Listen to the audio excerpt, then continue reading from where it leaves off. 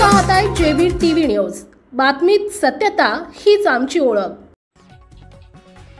साक्रीमध्ये काँग्रेस पक्ष स्थानिक निवडणुका स्वबळावर लढणार।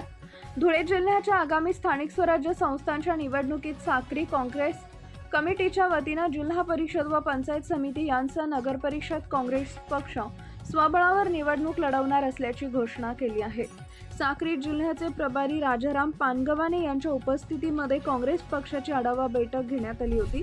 या आढावा बैठकीत स्वबळावर निवडणूक लढण्याचा नारा देण्यात आला। या बैठकीत जिल्हा परिषद गट तसेच पंचायत समिती गण यासाठी इच्छुक उमेदवारांची देखील मुलाखत घेण्यात आली आहे।